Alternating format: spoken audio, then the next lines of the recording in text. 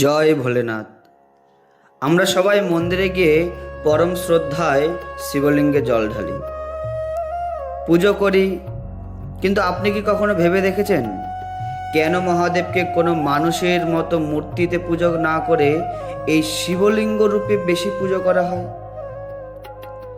এর পিছনের আসল রহস্যটা কি? আজ আমরা কোনো কঠিন বিজ্ঞানের ছলে নয়, একদম সহজ ভাষায় জানব শিবলিঙ্গের পরম পবিত্র 5টি রহস্য। ভিডিওটি পুরোটা দেখুন। আশা করছি মহাদেবের প্রতি আপনার ভক্তি আরও 1000 গুণ বেড়ে যাবে। অনেকের মনেই একটাই ভুল ধারণা থাকে যে লিঙ্গ মানে হয়তো কোনো অঙ্গ, কিন্তু সংস্কৃত ভাষায় লিঙ্গ শব্দের আসল অর্থ হলো চিহ্ন বা প্রতীক। যেমন আমরা বলি পতাকা হলো দেশের প্রতীক, ঠিক তেমনি শিবলিঙ্গ হলো মহাদেবের অসীম রূপের প্রতীক। মহাদেব বা শিবের কোনো শুরু নেই, তার কোনো শেষ নেই। তিনি নিরাকার, অর্থাৎ তার কোনো নির্দিষ্ট আকার নেই।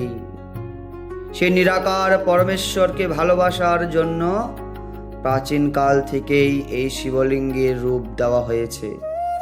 আমাদের এই পুরো মহাবিশ্ব বা সৃষ্টি দেখতে কেমন জানেন?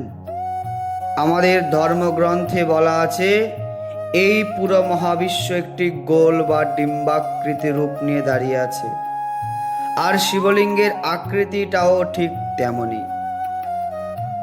এর মানে হলো শিবলিঙ্গ কোনো সাধারণ পাথর নয়, এটি হলো পুরো ব্রহ্মাণ্ডের একটা ছোট রূপ। আপনি যখন শিবলিঙ্গে পুজো করছেন তখন আপনি আসলে পুরো বিশ্ব ব্রহ্মাণ্ডেরই পূজা করছেন, কারণ মহাদেব তো এই সব কিছুর সৃষ্টিকর্তা। শিবলিঙ্গকে ভালো করে লক্ষ্য করলে দেখবেন এর 3টে ভাগ আছে। একদম নিচের অংশ যা মাটির নিচে থাকে, এটি হলো ব্রহ্মাপীঠ, যার সৃষ্টিকর্তা ব্রহ্মার প্রতীক। মাঝের অংশটি, এটি হলো বিষ্ণুপীঠ, যা পালনকর্তা শ্রীহরি বিষ্ণুর প্রতীক। একদম উপরের যে গোল অংশটি থাকে, এটি হলো শিবপীঠ, যাহা সংহারকর্তা পরমেশ্বর শিবের রূপ। অর্থাৎ একটি শিবলিঙ্গের সামনে দাঁড়ালেই আমরা ব্রহ্মা, বিষ্ণু, মহেশ্বর এই 3 দেবতার পূজা একসাথে করে ফেলি। এটাই হচ্ছে শিবলিঙ্গের সবচেয়ে সুন্দর রহস্য। আমরা সবাই শিবলিঙ্গের মাথায় ঘটি ঝুলিয়ে জল বা দুধ ঢালি, কিন্তু কেন জানি? সমুদ্র মন্থনের সময় যখন বিষ বা হলাহল উঠে এসেছিল, তখন এই বিশ্বকে বাঁচাতে মহাদেব সেই বিষ পান করে নিয়েছিল। এতে তার শরীর অত্যন্ত গরম হয়ে যায়। সেই তীব্র উত্তাপ শান্ত করতেই দেবী গঙ্গা ও দেবতারা তার মাথায় জল ঢালতে শুরু করেন। শিবলিঙ্গ হলো অপার শক্তির উৎস।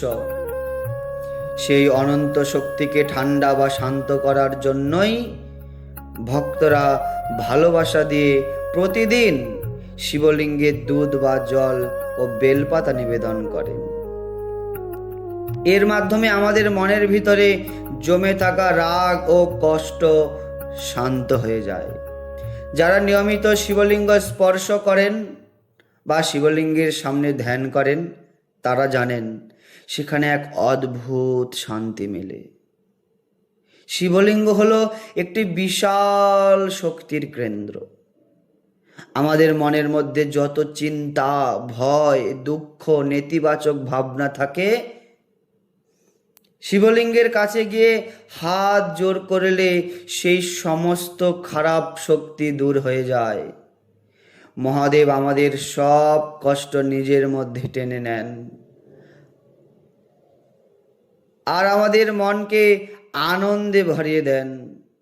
তাহলে বুঝতেই পারছেন, শিবলিঙ্গ হলো আমাদের ভক্তি, ভালোবাসা এবং এই সুন্দর মহাবিশ্বের সবচেয়ে পবিত্র প্রতীক। মহাদেব খুব ভোলা ভালা। তিনি কেবল এক ঘটি জল আর একটা বেলপাতাতেই সন্তুষ্ট হয়ে যান। আপনার মনে কি মহাদেবের প্রতি সে ভালোবাসা আছে? তাহলে কমেন্টে একবার মন থেকে লিখুন হর হর মহাদেব। বন্ধুরা, আপনারা নিশ্চয়ই দেখেছেন প্রতিটা শিবলিঙ্গের গায়ে ভস্ম বা চন্দন দিয়ে 3টে দাগ বা রেখা টানা থাকে, যাকে বলা হয় ত্রিপুণ্ড। কিন্তু এই 3টে রেখা কেন দেওয়া হয় জানেন? আমাদের সনাতন ধর্মে এই 3টে রেখা 3টে বড় সত্যের প্রকাশ। আমাদের অহংকার, আমাদের অজ্ঞানতা এবং আমাদের পাপ। যখন আমরা শিবলিঙ্গে জল ঢালি তখন এই 3টি রেখা আমাদের মনে করিয়ে দেয় মহাদেবের কাছে নিজের অহংকার ও রাগ বিসর্জন দিয়ে একদম সহজ সরল হতে হবে। আর মাঝের লাল ফোঁটাটা হলো পরম ভক্তি বা শক্তির প্রতীক। মহাদেবের পুজো কি বেলপাতা ছাড়া সম্পূর্ণ হয়? একদমই না। কিন্তু কেন 3টে পাতাওয়ালা বেলপাতাই এত প্রিয় ভোলে বাবার? 3টে বেলপাতার আসলে আমাদের সত্য, রজ এবং তম এই 3টে গুণকে বোঝায়। এছাড়া এটি শিবের 3 চোখ এবং ত্রিশূলের প্রতীক। আর শিবলিঙ্গকে পেঁচে থাকা সাপ বা নাগ দেবতা আমাদের শেখায় যে বিষাক্ত বা বিপজ্জনক জিনিসকেও ভালোবেসে বুকে টেনে নেওয়া যায় যদি মনে ভক্তি থাকে। শিবলিঙ্গের সাপ থাকার অর্থ হলো মহাদেব সমস্ত ভয় থেকে আমাদের রক্ষা করেন। ভারতের মাটিতে 12টি বিশেষ শিবলিঙ্গ রয়েছে, যাদের বলা হয় জ্যোতির্লিঙ্গ। জ্যোতির্লিঙ্গ মানে হলো যেখানে মহাদেব স্বয়ং আলোর রূপে প্রকট হয়েছিলেন। আশ্চর্যের বিষয় হলো কেদারনাথ থেকে শুরু করে রামেশ্বরম পর্যন্ত বেশ কয়টা প্রধান মন্দির প্রায় একই সোজা ভৌগোলিক রেখায় অবস্থিত। হাজার হাজার বছর আগে যখন কোনো জিপিএস বা ম্যাপ ছিল না, তখন আমাদের পূর্বপুরুষেরা কিভাবে এত নিখুঁতভাবে এই মন্দিরগুলো তৈরি করেছিলেন? এটি শিবলিঙ্গের এক অলৌকিক জীবন্ত রহস্য। আপনারা কি জানেন শিবলিঙ্গ পরিক্রমা বা ঘোরার একটা বিশেষ নিয়ম আছে? অন্য সব দেবদেবীকে আমরা পুরো 1 পাক ঘুরে পুজো করি, কিন্তু শিবলিঙ্গকে কখনো পুরো চক্কর দেওয়া যায় না। শিবলিঙ্গ থেকে যে জলটি প্রভাবিত হয়ে বেরিয়ে যায় তাকে বলা হয় সমসূত্র। বিশ্বাস করা হয় এই জলে মহাদেবের তীব্র শক্তি সঞ্চারিত থাকে, তাই একে ডিঙাতে নেই। জল বের হওয়ার মুখ পর্যন্ত গিয়ে আবার উল্টো দিকে ফিরে আসতে হয়। এটাকে বলা হয় অর্ধ প্রদক্ষিণ। এই নিয়মটি মেনে পুজো করলে মনের বাসনা দ্রুত পূর্ণ হয়। বন্ধুগণ, আজকের ভিডিওটি এই পর্যন্ত। ভালো লাগলে একটি লাইক দিন এবং আপনার বন্ধুদেরকে শেয়ার করে দিন। আর কমেন্টে অবশ্যই লিখবেন হর হর মহাদেব, জয় জয় শ্রী রাধে।